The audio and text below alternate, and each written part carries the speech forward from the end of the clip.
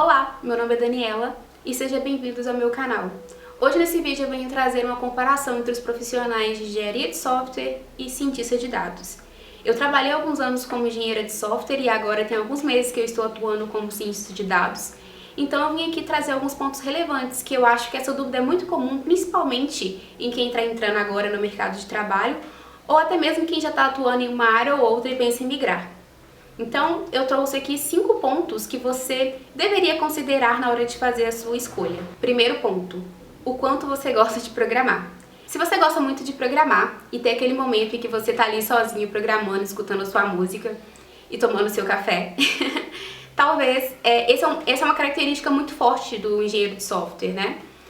Em contrapartida, o cientista de dados ele realmente vai ter aquele momento que ele vai ter que programar, mas ele também tem outros pontos que ele precisa trabalhar, né? Como levantamento de insights, coleta de dados, preparação de dados, enfim. E ele tem que ter mais contato com clientes, tem que conversar e tudo mais. Então, essa é uma das principais diferenças. O engenheiro de software, ele programa muito mais, né? Basicamente é isso o que ele faz, programa o tempo inteiro. Enquanto o cientista de dados, ele tem outros processos, né, que não seja programar, como levantamento de questões, né, que se deseja responder em relação ao negócio, comunicar os insights que ele conseguiu através dos dados. Então, é muito mais do que programar. O engenheiro de software, ele programa muito mais, enquanto o cientista de dados, ele tem que programar só em alguns pontos do processo. Segundo ponto é de que forma que a sua mentalidade, né, está direcionada. Se você é uma pessoa que pensa em construir coisas, né, talvez isso é uma característica maior dentro de um engenheiro de software, né? O engenheiro de software, ele vai construir sistemas, website, aplicativos, né? Então você pode fazer back-end, front-end. Então você está sempre ali muito direcionado a construir alguma coisa que vai ser utilizada. Você tem um produto, você tem um artefato que você vai entregar lá no final. O cientista de dados, a mentalidade dele é muito mais focada em gerar insights através dos dados que ele tem. Então, muitas vezes, ele não tem um artefato final para ser entregue. E sim entender os dados que ele tem na mão, fazer discovery em cima daqueles dados, justamente para a gente conseguir direcionar, né, e responder os questionamentos do nosso cliente. Então as coisas não são muito definidas, como é no caso de um engenheiro de software. Então, se sua mentalidade é mais voltada para a construção de algo que você é palpável, talvez você deveria optar por um engenheiro de software. Mas caso você goste realmente da parte investigativa, descobrimento, comunicar aqueles insights, direcionando, né, e tudo mais, talvez a sua melhor escolha seja a ciência de dados. O terceiro ponto é o quão claro você quer ter as coisas definidas na hora que você vai fazer um trabalho. O que eu quero dizer com isso? O engenheiro de software, né, geralmente se você trabalha numa estrutura ágil, você recebe ali uma história que você tem que implementar do ponto A ao ponto C, enfim, e você tem uma entrada A e tem uma saída B. Basicamente isso. Então, por exemplo, eu tenho que construir um botão que na hora que eu clicar vai fazer XYZ. Né? As coisas são muito definidas quando você pega ali uma história do backlog para desenvolver. O cientista de dados, as coisas não são muito claras.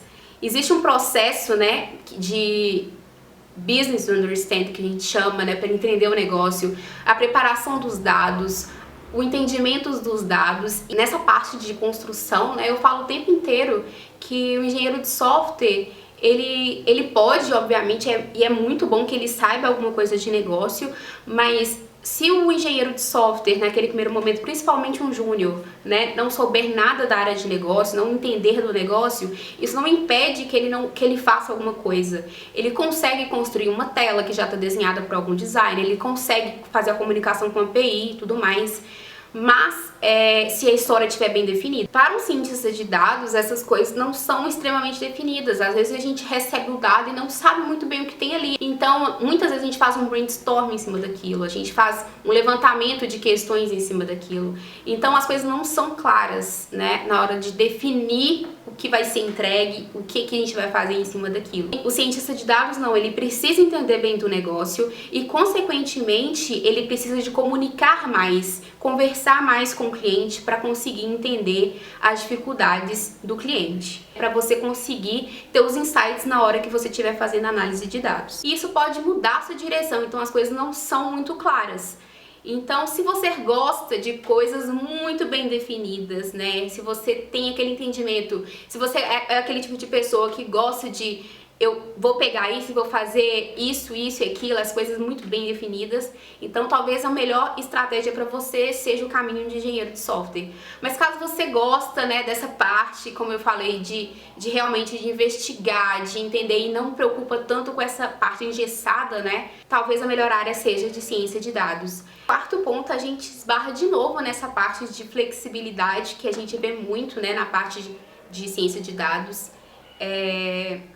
que é a carreira, né? Então, o quanto você quer, como você se vê, por exemplo, numa carreira daqui a 2, 3 anos. Eu falo em espaço curto porque hoje em dia a nossa vida muda com muita frequência, mas o engenheiro de software, né, a gente tem uma definição de carreira muito bem definida. Então você começa geralmente ali como um engenheiro de software júnior, pleno, sênior, e aí você pode ser um especialista em desenvolvimento e de front-end com o framework X, Y, Z, e virar um líder técnico, né, alguma coisa do tipo. Então as coisas são muito bem definidas. Para os cientistas de dados, isso não é muito claro, porque dentro da própria área de ciência de dados, a gente tem muita área.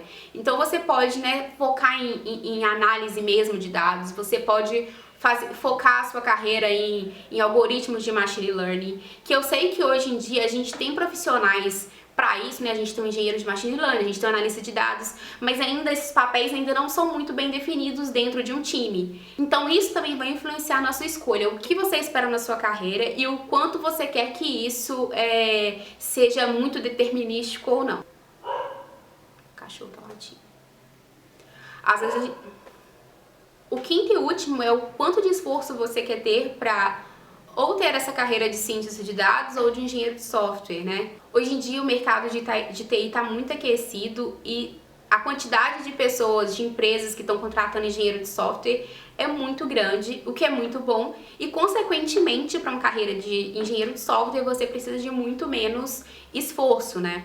Em contrapartida, o cientista de dados ainda é um profissional muito novo no mercado e tem muitas empresas ainda que estão entendendo o processo, se vale a pena ou se não vale contratar, sem contar a quantidade de áreas de conhecimento que você precisa para chegar a ser um cientista de dados.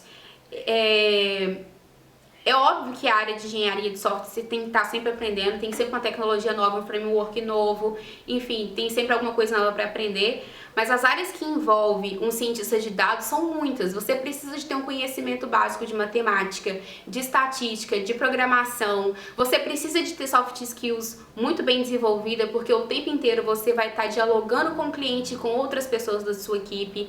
A equipe que você vai trabalhar é multidisciplinar, então geralmente vai ser composto por uma pessoa de produto, pelas pessoas de técnicas, né, de engenheiros de software, por exemplo, e o cientista de dados, que pode ter um engenheiro de dados, enfim, e você vai ter que conseguir dialogar com essas pessoas, mesmo, né, trabalhando com uma parte diferente.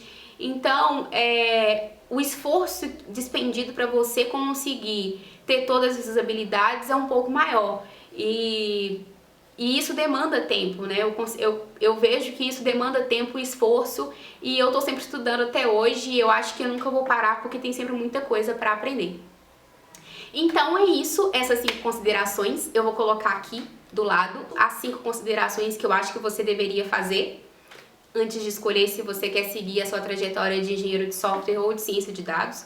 Eu acho que independente da sua escolha, né, que o que vale é você realmente tá disposto a aprender e a fazer, né? Que eu acho que é isso que distingue um profissional de sucesso de um que não tem. Mas independente do que você escolher, eu espero que você seja feliz na sua escolha. Eu trabalhei alguns anos como engenheiro de software e realmente eu aprendi muitas coisas durante esse período, e agora estou aprendendo como cientista de dados, e eu espero que você tenha uma experiência semelhante a essa que eu tive. E é isso. Um beijo pra vocês e até o próximo vídeo.